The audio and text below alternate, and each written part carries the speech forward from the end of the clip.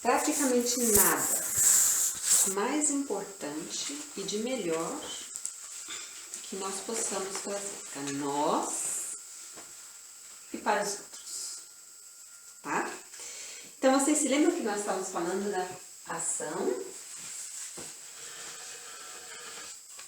e reação? E nós falamos, a ação gera magnetismo, que gera atração, que gera reação. A prece nada mais é do que uma ação. E que ação? A prece gera magnetismo, que gera uma atração e gera uma reação. Certo? É a primeira coisa para fazer a conexão com a nossa ação e reação, tá? Mas como funciona a prece? A gente fala que existe ação e reação, então a pessoa cometeu um erro e ela vai ter uma reação a respeito desse. Então, para que eu vou rezar por essa pessoa? Para que eu vou orar por ela? Se a reação dela, a reação que ela vai receber é apta àquilo que ela cometeu, aquele ato que ela cometeu. Mas é um grande erro a gente pensar isso. Porque Emmanuel diz uma coisa maravilhosa no livro Pensamento, deixa eu ver aqui, Pensamento e Luz. Pensamento e Luz. Foi psicografado por Chico Xavier e Emmanuel diz: a prece é como um espelho que você gira para o sol e reflete a luz num abismo. Então, a prece nada mais é do que uma esperança que vai agir, porque ela tem uma ação, num abismo. Ela vai jogar um foco de luz e o foco de luz vai, de alguma forma, influenciar na reação. Certo? Existem leis naturais e leis divinas que não podem ser arrogadas ou rompidas só por um capricho de uma pessoa. Eu queria tanto isso, Deus, faça com que seja possível. Eu tenho que passar de ano. Não é bem assim. Dê-me calma, dê-me tranquilidade, por favor, para que no momento em que eu necessitar, eu corra todos os conhecimentos que eu tenha e possa fazer uma boa prova para passar de ano. Mas o que a pessoa tem que fazer por si mesma? A pessoa tem que pensar, a pessoa tem que estudar, a pessoa tem que se esforçar, certo? Então, Deus é o único que pode, quando eu digo Deus, eu não digo do velhinho sentado no céu, eu digo Deus num contexto de universo, num contexto de leis divinas, num contexto geral, que Deus, assistido por seus assistentes superiores, pela espiritualidade maior, é o único que escuta a prece e determina o que é melhor e de que maneira ela vai ajudar da melhor forma àquela pessoa que está necessitada, certo? Mas como funciona a prece? Primeiro vamos voltar um pouquinho para trás, tá? Nós todos estamos vivendo dentro do universo, tá? Eu vou fazer um círculo, mas o universo é infinito, certo? E dentro do infinito do universo, estamos todos dentro do fluido, que chamamos fluido universal, certo? Que nada mais é que matéria, mas de uma forma muito específica, que pode modificar a sua intensidade, certo? Então, se eu tenho uma pessoa, vamos dizer, eu, que estou encarnada, e eu penso em outra pessoa, que pode estar encarnada ou desencarnada, porque isso não tem a menor importância nesse caso, certo? Eu emito uma vontade, ou eu emito um pensamento, um pedido, e envio, penso, emito pedido pedido para essa pessoa. O que acontece com o fluido universal? Ele se condensa de certa forma que ainda não está muito claro para nós. No padrão evolucional em que nós nos encontramos, porque a explicação dos espíritos é o fluido universal é enviado, ele é impulsionado para a pessoa em quem pensamos. E é criada uma corrente fluídica. E essa corrente fluida, ela beneficia, obviamente, a quem estamos imaginando. Imagina o espelho refletindo a luz. Mas ela também beneficia quem faz a prece. E então, é uma seta de duas pontas. A prece nunca beneficia só para quem estamos pedindo, mas ela beneficia a pessoa que pede. Então, essa é a importância maior da prece.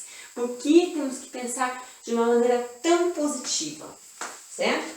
Porque existe a responsabilidade. Ela provoca uma corrente fluídica, certo? Então, a corrente fluídica guarda proporções com a do pensamento e da vontade. É assim que os espíritos ouvem a prece que lhes é dirigida, qualquer que seja o lugar onde se encontrem. É assim que os espíritos se comunicam entre si, que nos transmitem suas inspirações, que relações se estabelecem de distância entre encarnados, desencarnados, encarnados e encarnados, desencarnados e desencarnados, certo? Então, nós estamos no capítulo 27 do Evangelho segundo o Espiritismo. Você acabou de ler o item 5. E nós estamos tratando desde o item 4 até o item 14, certo? Estou falando assim de maneira bem livre, tá bom? Então, no item 10, temos agora o Espiritismo explica a ação da prece, ilustrando um modo de transmissão ou comunicação do pensamento, que é no caso em que o ser a quem oramos acuda ao nosso apelo, ou quer no que se apenas lhe chegue o nosso pensamento. Então, quando nós dizemos, mas os desencarnados não falam mais a mesma língua, eles pensam, eles só emitem pensamentos, eles aprendem depois, ou reaprendem depois de certo tempo, vivendo no plano espiritual. Exatamente esse sistema. Como enviar essa corrente fluídica, tanto para se comunicar, como também para desejar algo bom, para provocar algo bom, para não perder contato com determinados espíritos que lhes são caros, ou espíritos que necessitam ajuda, certo? Então, essa corrente fluídica, a gente pode imaginar mais ou menos que seja no ar, o som que a gente emite, o som viaja no ar, mas pela densidade do ar, o som se perde em algum momento. E a corrente fluídica, porque se movimenta dentro do fluido universal, não conhece limites. Não existe limite de distância, não existe limite de tempo, não existe limite de pessoa para pessoa, de plano para plano, certo? Então, é a primeira explicação. A transmissão do pensamento. Bem, a prece como transmissão do pensamento, esse vamos voltar um pouquinho ao item 9, ela é uma invocação, mediante a qual o homem se entra, pelo pensamento, em comunicação com o ser a quem se dirige. Então, ela pode ser um pedido, um agradecimento, uma glorificação a Deus ou a algum espírito protetor muito bom. Podemos orar por nós mesmos, pelos outros, pelos vivos, pelos não mais encarnados, diz pelos vivos e pelos mortos no Evangelho, mas eu vou corrigir a minha forma, certo? Diz pelos vivos e pelos mortos, mas ele se refere aos encarnados e aos desencarnados. Mas nós já falamos sobre isso no nosso estudo do Oeste. Se eu quero fazer uma conexão com vou colocar aqui, beneficiado, como deve ser a prece? Eu devo dizer, beneficiado, eu espero que você esteja bem onde você estiver. Eu posso. Mas qual é a orientação que a gente dá? Você se lembra, Camila? Triangular? Em triangular, ou ao menos angular. Certo? Como eu, pensando na pessoa a quem eu quero, eu vou criar uma corrente fluídica, é muito mais seguro, tanto para mim como para a pessoa a quem eu quero beneficiar, que a energia correta que deve ajudá-la, pois Deus decide, a espiritualidade maior decide o que essa pessoa deve receber de melhor. Então, nada mais inteligente do que eu dizer, vou pedir a Deus ou aos espíritos superiores que eles enviem à pessoa aquilo que seja de melhor. Por quê? Porque dessa forma existem dois perigos. O primeiro é que eu me conecte com o beneficiado de uma forma não saudável, se a pessoa beneficiada, principalmente, vamos dizer nesse caso, estiver desencarnada, ela vai receber ao meu pedido, ela vai receber a minha comunicação, certo? Então eu vou criar um elo em que no momento eu não tenho capacidade de saber como a pessoa está, em que estado ela está, se ela está passando bem, se ela está necessitando de ajuda, se ela está equilibrada, se ela está desequilibrada. E esse elo pode mais prejudicar do que ajudar. E eu posso mais prejudicar a pessoa como a mim mesmo, porque nós estamos conversando sobre a obsessão. E o que é a obsessão? Nada mais é do que uma prece mal feita. Por quê? Porque eu estou tão conectada com a pessoa, estou enviando essa corrente fluídica, mas de uma forma não saudável. Então, eu estou permitindo que exista uma conexão com alguém de uma maneira que não deveria ocorrer. Então, a prece deve ser praticamente sempre enviada a Deus em nome de fulano, ciclano ou beltrano. Certo? Então, fica claro que a gente fala angular, então eu fiz assim eu vou dar para vocês um papel depois, eu fiz um angular ou em forma triangular, certo? A conexão continua existindo, porque eu estou pedindo em nome dessa pessoa, mas eu estou pedindo através de Deus, para que Ele decida o que é melhor e de qual forma Ele vai beneficiar essa pessoa. Certinho? Alguma dúvida até aqui? Então vamos lá. No item 14, espera um pouquinho que eu virei aqui. No item 12, vamos dizer assim, a prece nos serve para pedir uma orientação, força, equilíbrio, bons pensamentos, bons conselhos dos espíritos protetores. Mas não podemos esquecer que nós todos estamos envolvidos no livre-arbítrio, que é a nossa própria vontade, certo? É a nossa própria determinação de pedir por alguma coisa, por uma orientação e segui-la ou não. Nós vamos receber depois de uma prece pedindo uma orientação, porque a prece no caso é para nós mesmos, ou uma orientação de como agir com determinadas pessoas, se nos vem uma intuição, uma impulsão, ainda assim cabe a nós mesmos a responsabilidade do ato final, certo? Equilíbrio, então, por favor, me dê equilíbrio, saio daqui, põe um rock and roll no ouvido e saio da bicicleta minha. O espírito não vai fazer mágica, certo? Bons pensamentos, alimenta meus pensamentos, vou na televisão, ligo um filme de terror e fico assistindo filme de terror. Foi pra nada, certo? Bons conselhos dos espíritos protetores caem no mesmo paradigma da orientação, né? E por que Deus quer isso? Por que existe essa possibilidade de orarmos, pedirmos e agirmos por conta própria? É porque Ele nos abandona? Não. Eu diria que não, certo? É porque, ao final de tudo, a nossa responsabilidade pelos atos que nós cometemos nos dá, nesse conceito, uma melhor reação. Então, todas as leis divinas, elas estão interligadas entre elas. E seria muito irreal se aqui elas não funcionassem.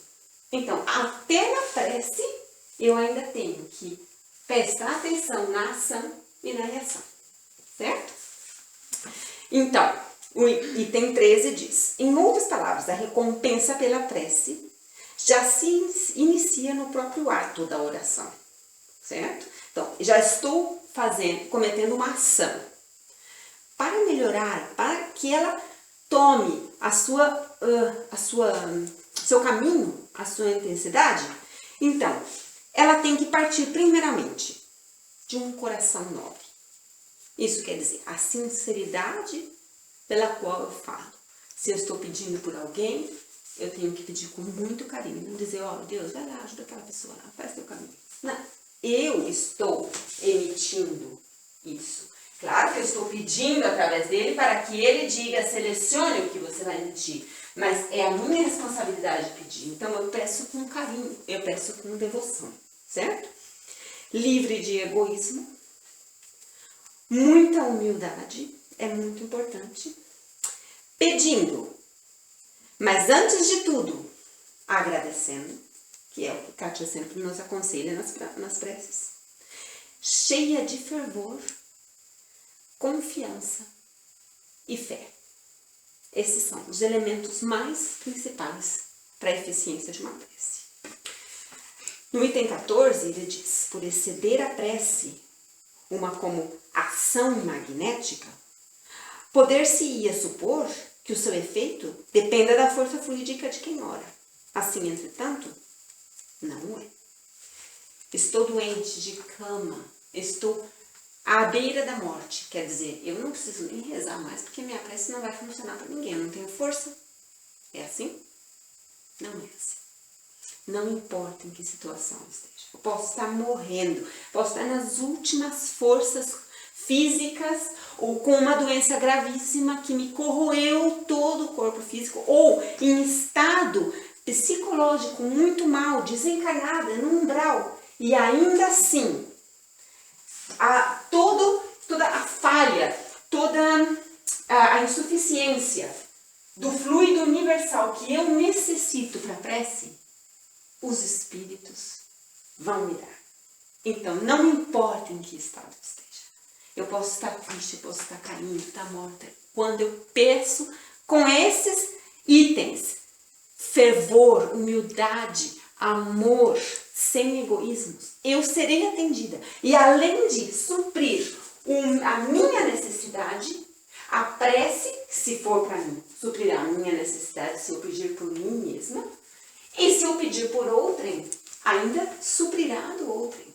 Então, a espiritualidade sempre está conspirando para que nós estejamos nos sentindo bem, para que nós melhoremos, para que nós tenhamos amor, recebamos amor. Não interessa em que estado nós nos encontremos, certo?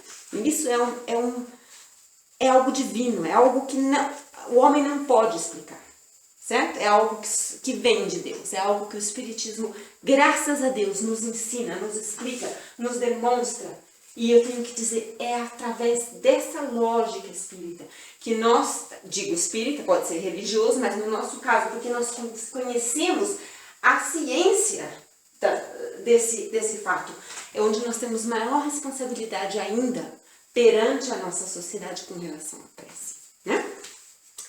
A prece exerce força fluídica, porque nós enviamos força fluídica.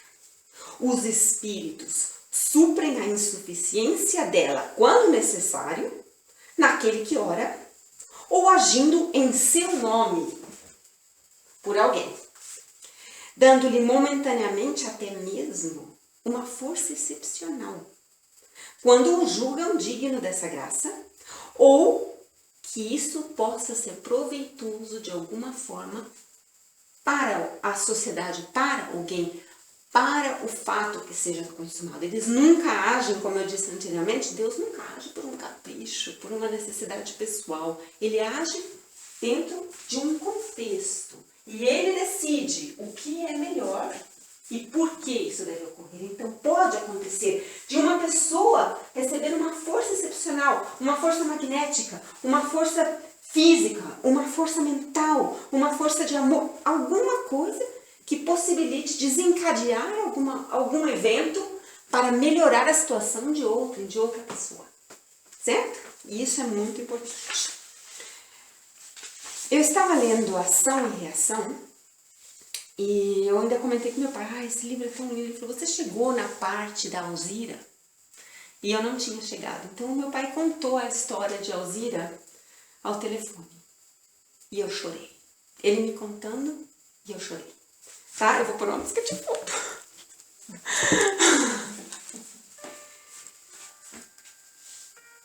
André Luiz e Hilário estavam visitando a Mansão Paz, que é uma escola de reajustes espirituais, que está localizada no desfiladeiro entre a Suíça e a Itália. Nesse estudo, nessa visita à Mansão Paz, eles conheceram Druso, que é o diretor da mansão, e o seu assistente, Silas. E eles se apresentam Antônio Olímpio. Antônio Olímpio tinha acabado de ser socorrido e tinha sido levado para a mansão para ser reestruturado. O que significa ser reestruturado? Para um espírito que desencarna e se encontra no plano espiritual em uma sensação de culpa muito grande, o que pode acontecer é que o desequilíbrio mental da culpa faz com que o perispírito se desforme, o perispírito, as células, como se diz, o material de que é formada, a matéria de que é formada o perispírito é um material psíquico. Então, se a mente está perturbada, se a mente está enlouquecida, e principalmente por ocasião da culpa, ele pode perder a forma humana. E há muitos perispíritos que perdem a forma humana. E era o caso de Antônio Olímpio. E ele dava pena, porque quando o viram, eles perceberam que além de braços, membros extremamente grandes e deformados, a maior disformidade dele era da fisionomia. Ele não tinha traços de fisionomia. E embora Silas e Druso, que eram um diretor e um assistente, lhe acolhiam com passes magnéticos e tentavam praticamente hipnotizá-lo, que era para que ele pudesse não ter todas as recordações que ele tinha, para evitar que ele sentisse dor, eles não conseguiam adentrar muito. A única coisa com que ele conseguia se lembrar era da culpa que ele tinha. E ele tinha planejado por muitos anos. Se formos pensar bem, eu, na minha pequenez, nem considero um crime tão terrível, mas é um crime e é terrível. Ele planejou o assassinato de seus 2 irmãos. Planejou com meses de antecedência, acabou matando-os e depois disso ainda saiu impune, porque foi um crime perfeito para a polícia da terrestre. Mas a culpa disso era tão profunda que ele simplesmente não conseguia se desfazer disso. Então Druso, que é o diretor, se lembra de Alzira, que era a mulher dele, que havia vivido com ele na Terra. E para Alzira e seu filho, ele tinha sido um pai e um esposo fenomenal e excelente. Então, o que se passou foi que o Druso pensou, a Alzira poderá nos ajudar. E faz uma prece, chamando por Alzira. Envia uma mensagem e Alzira vem imediatamente. E Alzira, embora também tinha sido obsediada pelos irmãos que haviam falecido e tinha sido levada ao suicídio, adentrou ao local e se apresentou como uma mulher maravilhosa. Assim, quando André Luiz diz a beleza da criatura, ele não se refere à mulher, mas ele se refere à alma, o que a aura emanada desse espírito, que adentrou o local extremamente equilibrada, cumprimentou a todos, e depois de rápidos rápidos, claro que era um processo muito longínquo e grande, mas eles trataram da reencarnação de Antônio Olímpio, porque era a única forma, levá-lo ao corpo, de ele conseguir amenizar um pouco da culpa e da dor. Então eles planejavam que Alzira voltasse como sua esposa, reencarnasse e os 2 irmãos que ele havia matado viessem como filhos, para que todos se regenerassem e eles tivessem uma chance de ter um amor puro e bom outra vez, um pelo outro. E Alzira se sentiu muito devotada, muito sortuda por toda essa dedicação de Druso e por terem pensado nela. E obviamente que aceitou e pediu a bênção de ir... Ai, me desculpa, essa música não é a que eu queria. E me pediu a bênção de visitar o marido... Desculpe. Visitar o marido que estava no quarto ao lado. Quando ele entrou ao local, percebeu do que se tratava. Ela não tinha visto o marido naquela situação. E os olhos imediatamente se encheram de lágrimas e ela ficou muito comovida e perguntou a Druso se havia alguma possibilidade dela fazer uma prece por ele. E ela se sentou ao lado do marido, que Druso obviamente aceitou e pediu com muito prazer. Já havia meses que estavam provando de auxiliá-lo. Agarrou a cabeça do marido ao peito, elevou o pensamento dela, que na época era católica, a Maria de Nazaré, mãe de Jesus, e fez uma prece tão sentida, uma prece tão comovida, com tanto amor, envolvendo o marido, pedindo a Maria Santíssima que perdoasse a ela também, criatura tão infeliz por haver sido conivente, mesmo sem saber do assassinato, com o crime que ele havia cometido, porque ela viveu a vida inteira com ele, usufruindo do dinheiro que ele acabou herdando sozinho. Então ela pedia regeneração, ela pedia piedade, ela pedia perdão para o marido.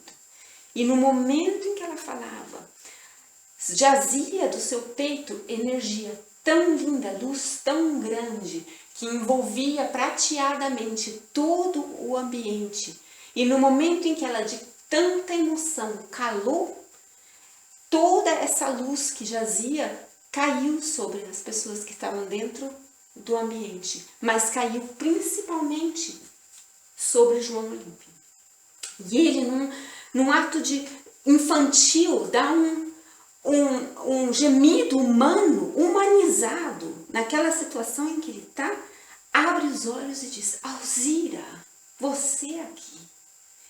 E neste momento ela o abraça e chora e agradece a Deus pela piedade, e os assistentes espirituais lhe envolvem em hipnotismo imediatamente através de energias magnéticas para protegê-lo de toda a recordação.